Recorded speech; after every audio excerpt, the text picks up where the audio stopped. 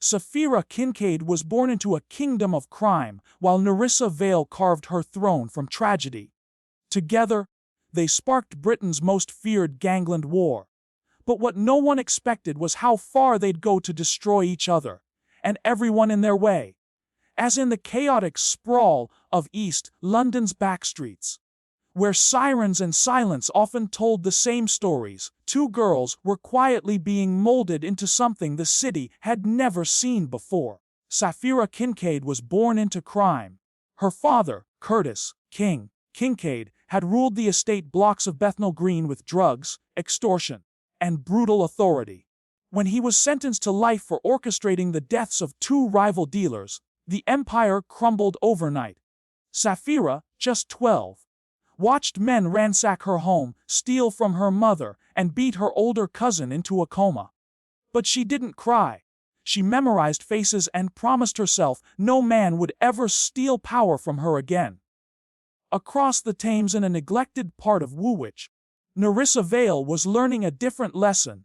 Raised by a chain-smoking grandmother and an older brother deep in gang activity, Nerissa grew up with more books than toys. Her brother, Rafe, was her protector and provider, and his murder outside a kebab shop shattered her illusion of safety. No justice came. No arrests followed. The streets forgot Rafe Vale. But Nerissa didn't. Instead of grieving, she disappeared into silence. She didn't speak for months, but when she finally did, her words were calculated and cold. As teenagers, both girls entered the criminal world through unassuming roles.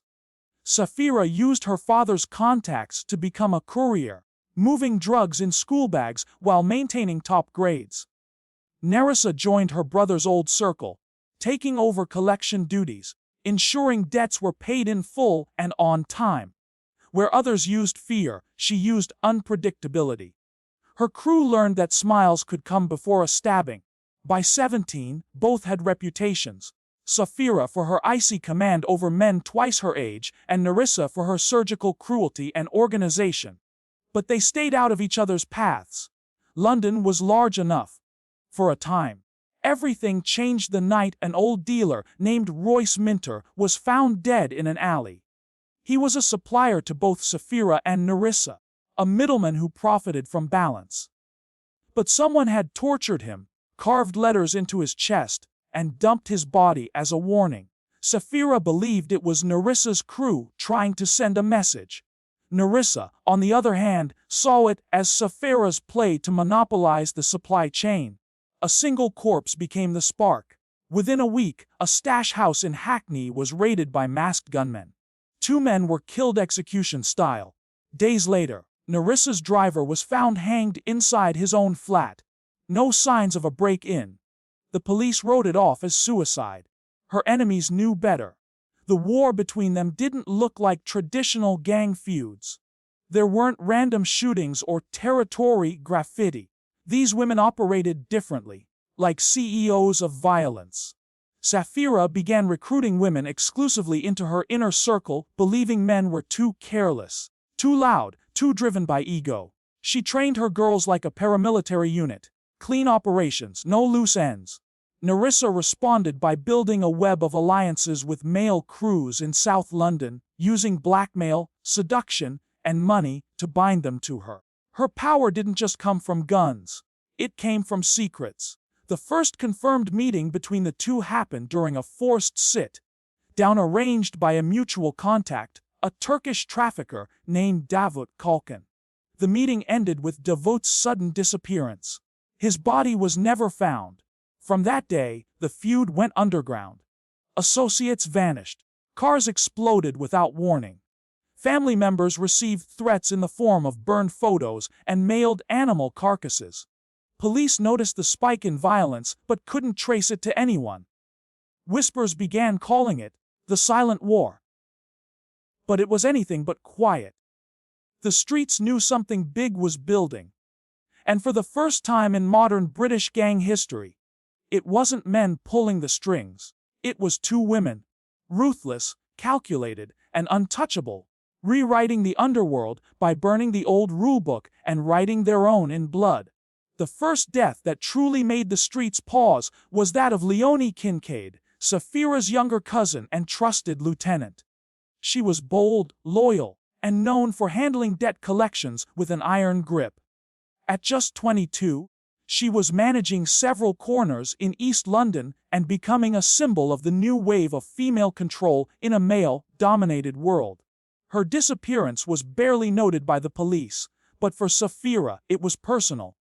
3 days after Leonie vanished, her body surfaced in a rain-swollen canal near Stratford, wrists bound with piano wire, her face unrecognizable. Taped to her chest was a burner phone with a single word texted to it: return. Sapphira didn't wait for confirmation. She knew Narissa Vale had ordered it. It wasn't just a message, it was a declaration. Leonie wasn't a soldier. She was family, and Narissa had crossed a line that couldn't be erased. Sapphira's retaliation came 2 nights later when an explosion rocked a quiet residential street in Ilford. The property was one of Narissa's safe houses, known only to her top 3 lieutenants. Among the dead was Marnie Duke, a long-time associate of Narissa, who managed their human trafficking routes. The bodies were burned beyond recognition, but Sapphira had left her mark.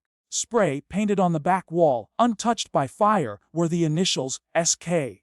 No hiding, no disguises, this was a full declaration of war. For the next 6 weeks, London's criminal world braced itself.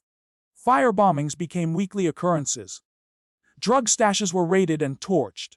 Allegiances shifted in the shadows. Narissa upped her game by hijacking one of Sapphira's largest cocaine shipments, coming in through Tilbury docks.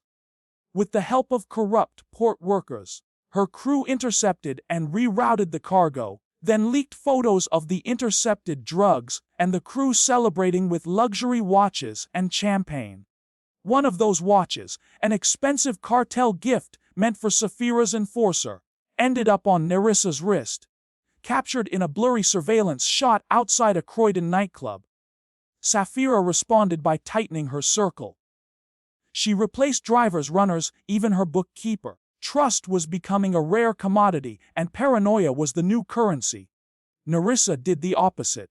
She made herself more visible, hosting lavish parties and donating anonymously to youth programs in South London, using public attention to shield herself from unexpected attacks.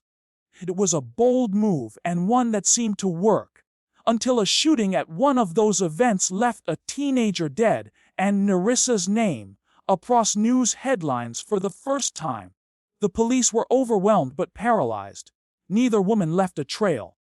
Evidence vanished before it could be processed. Witnesses refused to speak. In some cases, entire neighborhoods denied hearing gunshots or seeing masked men. The feud was loud, but the silence around it was louder. Even seasoned detectives couldn't pin down who was behind what.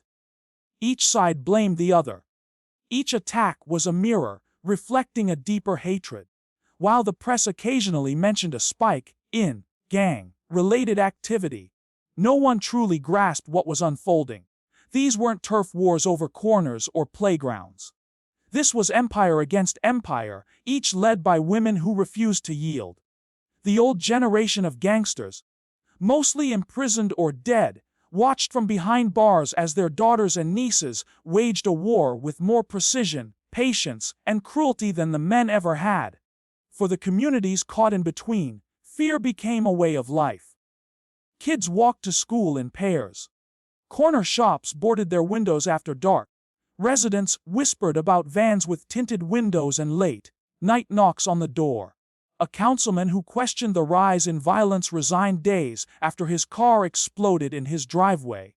No injuries, just a warning. Even politicians weren't safe from the reach of these women. Through all this, neither Sapphira nor Narissa appeared in public without layers of protection. They moved like ghosts, always ahead, always watching. Every loss fueled the next move. Every body was a message. The rules were long gone. The only law left was vengeance. And both women had an endless appetite for it. Sapphira's strength had always come from control. Over people, money, and information. But what she couldn't control was family. Her younger sister, Celandine Kincaid, was everything Sapphira had chosen not to be.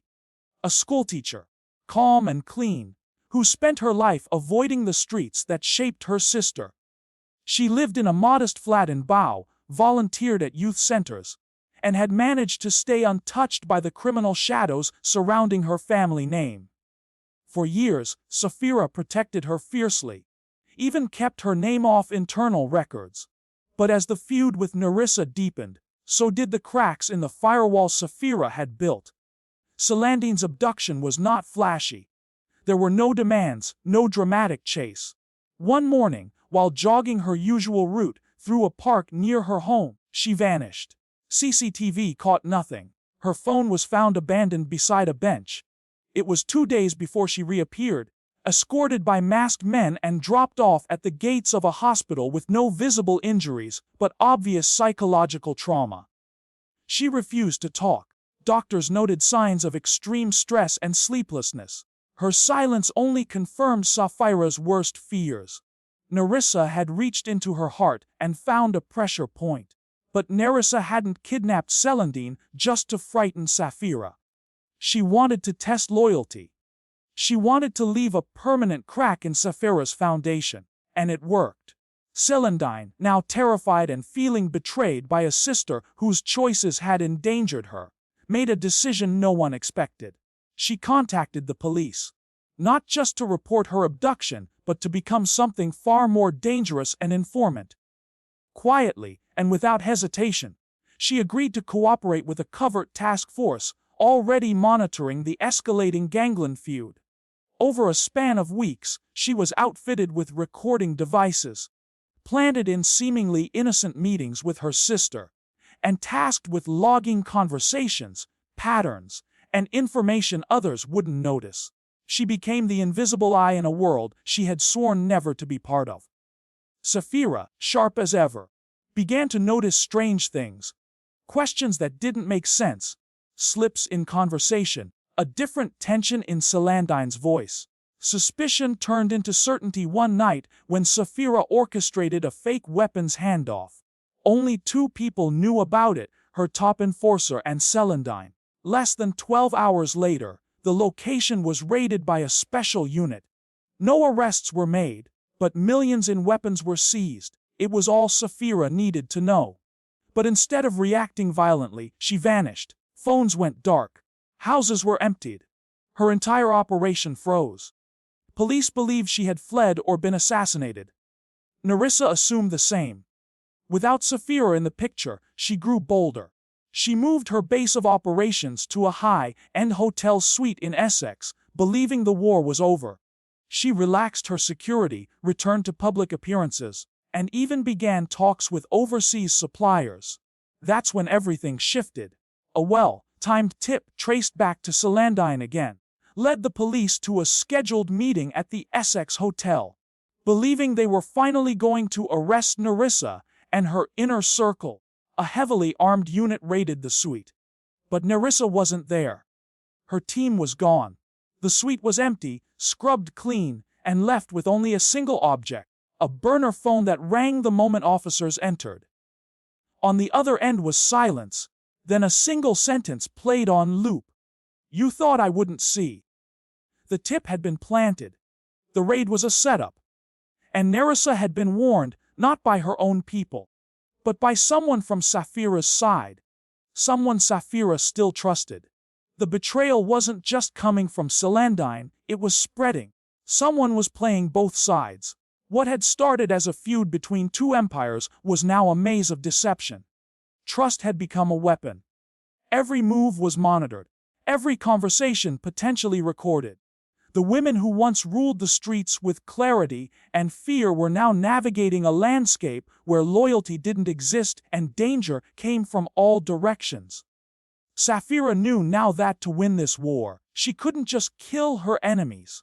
She had to outthink everyone, including her own blood. The fallout from the failed Essex raid sent shockwaves through the city's underworld and law enforcement alike. Investigators were humiliated, having acted on what they believed was a solid lead. But the embarrassment ran deeper. when it was discovered that sensitive details of the operation had been leaked. Before, during, and after the raid, someone within their own ranks had sabotaged the entire mission, and whispers started to circle around a familiar name, one that had slipped beneath the radar for too long: Detective Alina Voss. Alina had once been respected, a sharp, polished officer assigned to the Met's organized crime unit. Her career had accelerated quickly, with commendations and high-profile arrests. But a string of sudden internal complaints and disciplinary issues had quietly forced her into a desk job, then a suspension. The public believed she'd been pushed out for misconduct. What no one knew was that Alina had never really left. She had simply changed sides. Alina had been working with Narissa Vale for over 3 years, offering strategic advice, intelligence reports, and police movement schedules in exchange for money, luxury goods, and influence. She became Narissa's silent protector, her invisible edge in an increasingly chaotic world. Her value was immeasurable, able to erase criminal evidence, redirect raids, and even manipulate case files. But her relationship with Narissa wasn't built on trust. It was built on leverage. Both women knew too much about the other, and when greed entered the equation, it began to unravel. Alina wanted more. The money wasn't enough. She demanded a higher cut from Narissa's newest trafficking route, threatening to expose financial records and internal evidence if she didn't get it. Narissa, never one to be extorted, pushed back. A dangerous game of threats and surveillance began between them. Each knew the other's habits, safe houses, and darkest secrets. It was no longer just business. It was a matter of survival. The tension reached a peak when a tabloid newspaper received an anonymous flash drive. It contained grainy footage from a hidden camera inside one of Narissa's apartments. The video showed Alina accepting a diamond-studded Rolex from Trula Mays, Narissa's trusted second-in-command. The footage aired for just 1 day before legal pressure had it pulled from every platform. But the damage was done. Internal Affairs launched a full inquiry, and within 48 hours, Alina Voss disappeared. Her flat was stripped, her accounts drained, and her phone pinged one last time in Dover, before going dead forever. Trula Mays followed shortly after. Once Narissa's most loyal ally, she had been responsible for running day-to-day operations while Narissa kept her hands clean. But when she learned of Alina's escape, Trula feared she might be left as a scapegoat. In a moment of panic, she emptied a safe house in Brixton, fled with a forged passport, and was last seen boarding a private flight from Manchester to Marrakesh. Her destination beyond that was unknown. Rumors exploded across the criminal networks. Some believed Safira had orchestrated it all, using her disappearance to manipulate alliances, plant fake intel, and spark chaos within Narissa's inner circle. The fake tip, the hotel raid, the leaked footage, it all pointed to a mastermind playing several moves ahead. Narissa was no longer just at war with Safira. She was now haunted by shadows, unsure of who she could trust, unsure if the woman she once battled was even alive. For law enforcement, the situation became a nightmare. The discovery of a rogue detective and multiple failed operations revealed systemic cracks in their system. Public confidence crumbled. Journalists began digging into unsolved cases tied to Alina Voss. Old evidence was re-examined. Officers were pulled off duty. And still, no one could answer the simplest question: where was Safira Kincaid? London's criminal world, once ruled by brute force and street codes, had transformed into a quiet battlefield of manipulation, betrayal, and long games. The women at the center were no longer fighting with bullets alone. They were using secrets as weapons, each revelation deadlier than the last. And with Alina and Trula gone, Narissa stood exposed, rich in power but poor in allies. She had won battles but lost the war of trust. Everyone assumed Safira was gone for good. But deep in the cracks of the city, something was still moving. A plan was unfolding. And Narissa had no idea that the deadliest move was still to come. Months passed, and the city began to exhale. With Alina Voss and Trula Mays vanished, Narissa Vale retreating from public life, and Sapphira Kincaid still presumed missing, the Gangland War seemed to vanish into the background. Violence slowed. Reports of drug raids dropped. The headlines turned elsewhere. But the undercurrent never stopped. Something darker lingered beneath the silence. People close to the feud whispered of an uneasy calm. Not peace, but a pause. The streets had learned to read these silences like a warning before a storm. Then, a farmer in rural Kent made a grim discovery. While digging to lay a new fence post along his property line, his shovel struck bone. The police were called. An excavation revealed a mass grave containing 4 bodies. All had been executed with single gunshots to the back of the head. Forensics identified them within days. Each man was a former member of Narissa's original inner circle, all of whom had disappeared under strange circumstances months earlier. One of them had been last seen boarding a flight to Spain, supposedly escaping the heat. Another had been presumed killed by a rival crew. None of them had ever made it out of England. They were all buried together in a remote field. For the public, it was just another grim story in a country growing numb to violence. But for those who understood the war between Narissa and Sapphira, it was a message. The precision, the secrecy, and the signature execution style pointed clearly to someone: Sapphira. If there had been doubts, she was still alive. They vanished with that discovery. The grave wasn't just a burial site, it was a statement. She had returned, not with a bang, but with a body count, and she was erasing everyone tied to Narissa's protection. Days later, an anonymous account leaked an audio file to the dark web. The recording was muffled but unmistakable. It captured a conversation between 2 women, somewhere outdoors, with wind and gravel crunching beneath their feet. Analysts confirmed the voices as Sapphira Kincaid and Narissa Vale. In the recording, the women spoke not as enemies, but as tired leaders surveying the wreckage they'd created. They didn't discuss peace. Instead, they made something more dangerous: a pact. In the conversation, they spoke of their empires collapsing from the inside, of loyalty disappearing, and of younger, more reckless crews seizing power without rules. The next generation didn't care about codes, strategy, or even survival. They just wanted chaos. The women acknowledged that their war had drawn too much heat. From police, from media, from foreign interests. They realized that if they continued, neither of them would survive. But they also knew they could never truly walk away. So, they agreed on something unimaginable. They would dismantle their crews, burn the networks, erase the names, vanish. The audio ended with the sound of digging, then silence. Theories exploded. Some believed the women had buried the last remnants of their old world in that field. Others thought the entire recording was staged to throw police off their scent.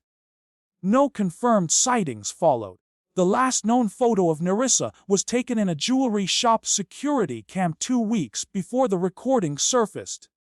Sapphira hadn't been seen in over 6 months. Both women, once feared across London, now existed only in rumor and legend. Law enforcement closed several files quietly.